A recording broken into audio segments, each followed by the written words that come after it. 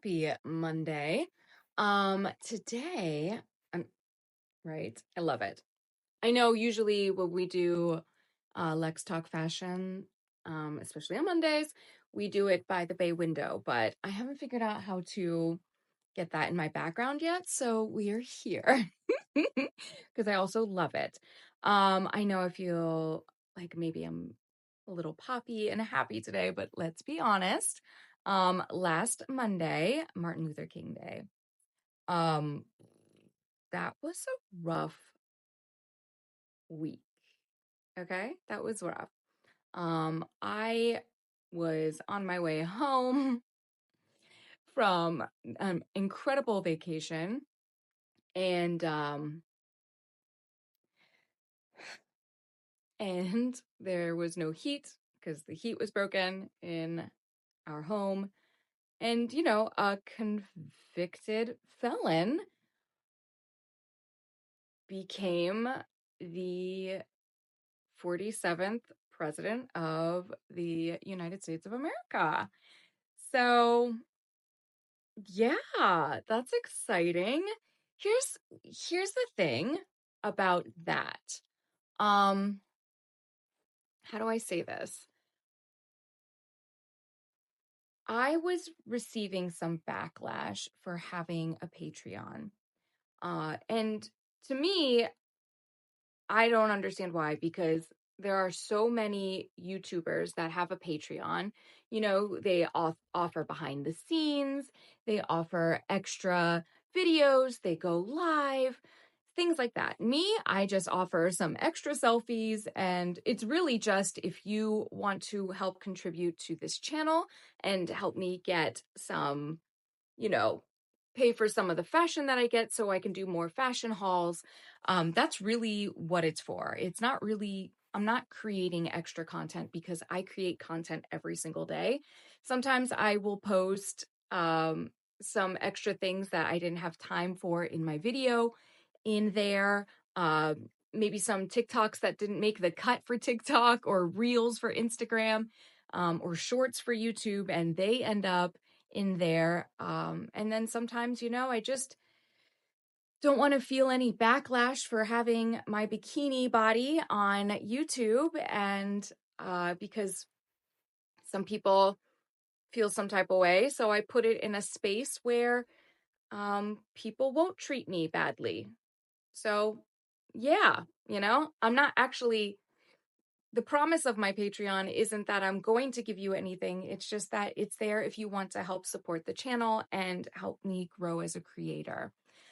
But really, it's just one of those things that if a convicted felon can be the president of the United States of America, I should not be demonized for having a Patreon. Imagine that. But, rules for thee, none for me.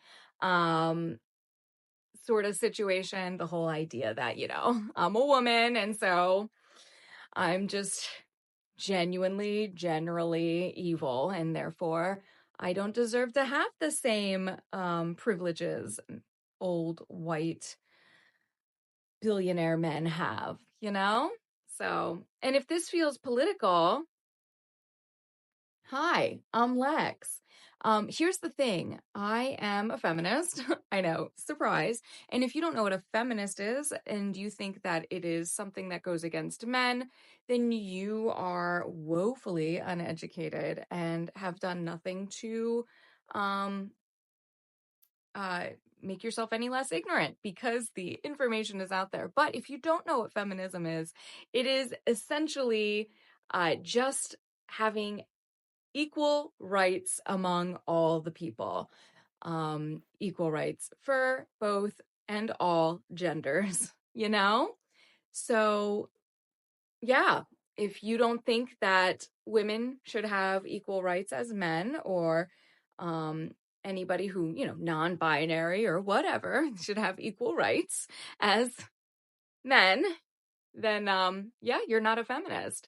And if you voted conservatively, then you voted against women and other people having bodily autonomy, having rights to their own body. So I know this is a fashion talk, but let's be clear here. Fashion and fashion statements are also political statements. That might come as a surprise to some of you, but yeah, fashion is very much a political statement. So it really just comes down to what you value, right?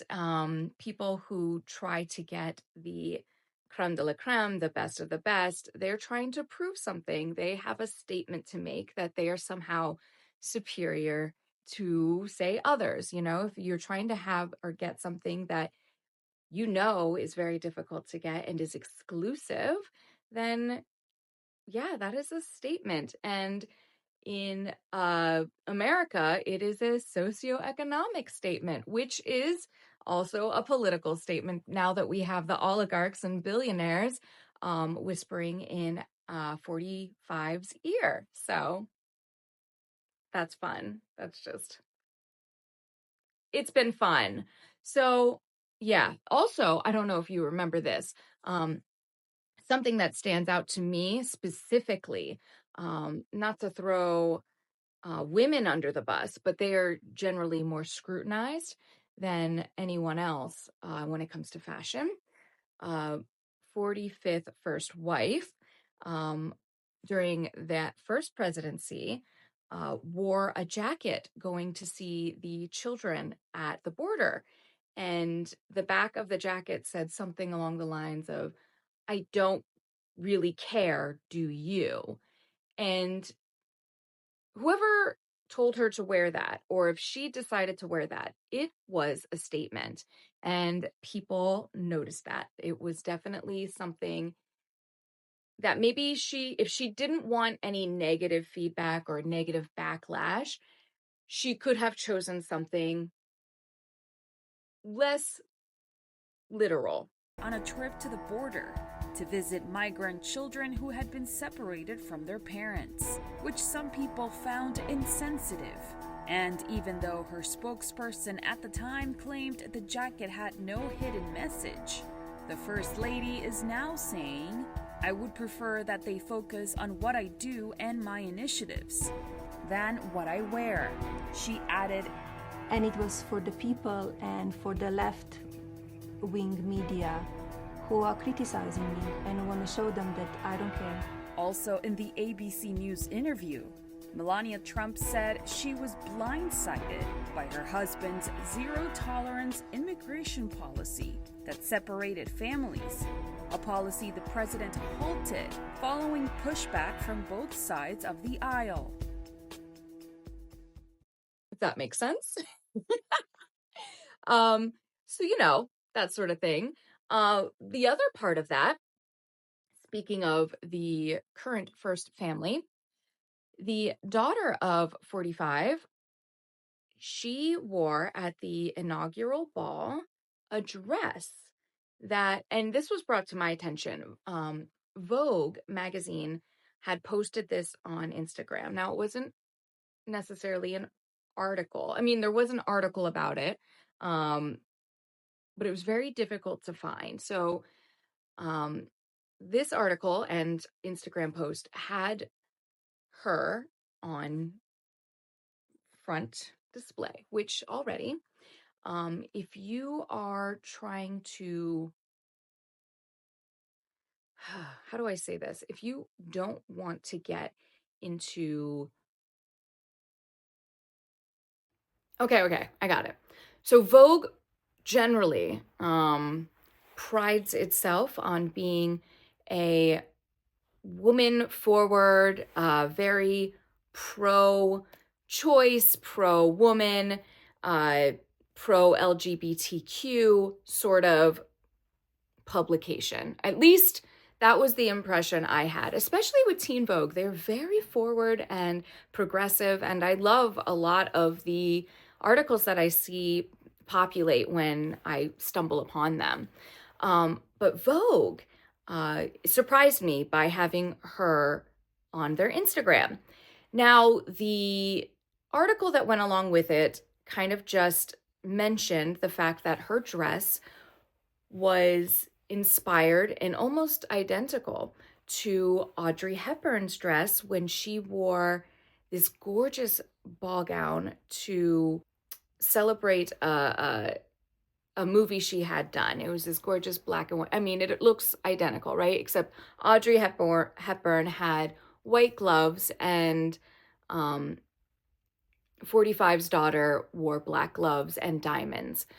The other thing is that I personally, and not to shame or ish on anyone, I really love the silhouette of Audrey Hepburn's dress more, and the material was more kind of lacy and billowy, and I thought that was what added the elegance to it, whereas 45's daughter had worn more of a kind of like a satin or more stiff material, and it wasn't as whimsical. To me, it didn't feel as whimsical. But the statement of 45's daughter wearing this dress is honestly a slap in the face to everything that Audrey Hepburn represents. If you know anything about Audrey Hepburn, you would know that she was the daughter of Nazi sympathizers, and eventually her father, who left her at 6, traumatized her, and she ended up becoming traumatized by obviously the whole Nazi situation and became a spy for the Allied, the Allies, you know, the UK and that sort of thing, the Allied troops. But the thing is, to try to emulate an iconic, fashionable woman who goes against everything that has to do with Nazis and fascism and wear her style at the inaugural ball. It really, there's like two parts to that in a way, right? So part of it is, are you trying to say that you are not a part of the fascist reign going to take over? Or are you trying to be a wolf in sheep's clothing? Like, what is the actual message here? And everyone is infuriated, one, by Vogue bringing any attention to this, and two,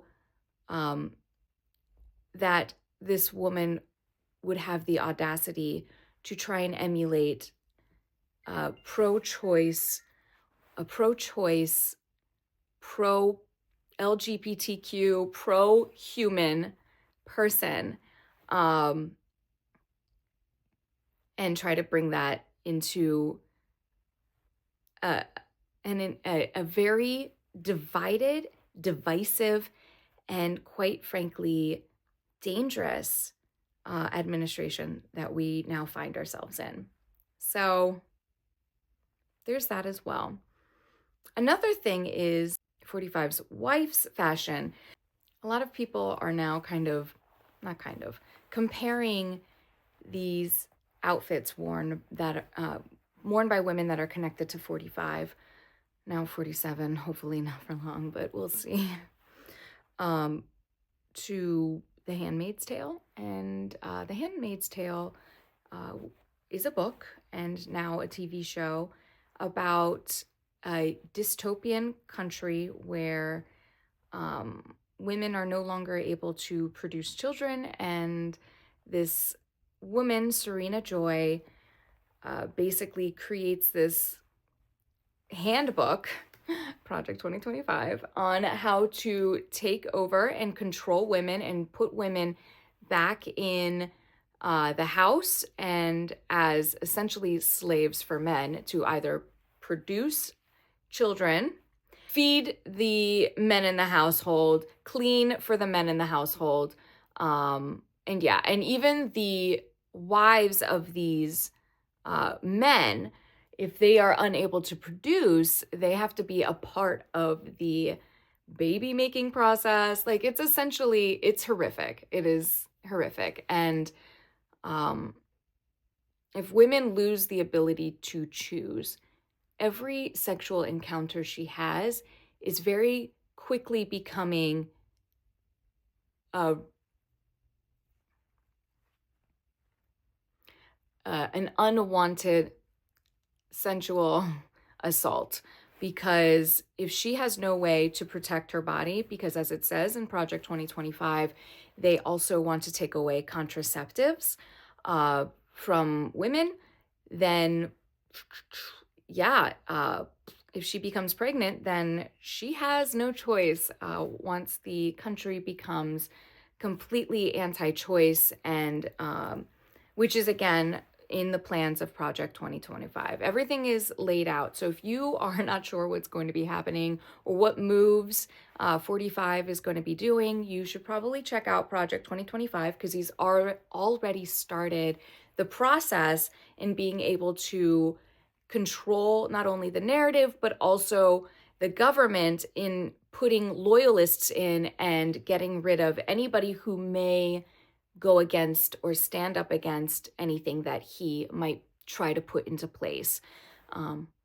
But yeah, so back to fashion, right? And so a lot of people seem to think that fashion from 45's wife and daughter seem to emulate a lot of what you see on the show of Handmaid's Tale, be it, Serena Joy's very closed, even the colors that she chooses, stuff like that. It's just very fascinating. It's interesting and terrifying. So whether it's on purpose or subconscious, it is important to pay attention to not only what people say, how they express themselves, both physically, but also what they're wearing and the statements they are making by wearing what they're wearing and how they are wearing it. But yeah, and that's what I have to say about that. It's been very dark and difficult to get through this week, but we are going to try. Tomorrow we are doing a super fun winter boot inspired makeup look. It is very fun and sparkly, but also, warrior chic, if you will. Anyway, thank you so much for spending time with me today. Please don't forget to like and subscribe. And I will see you tomorrow. Until next time.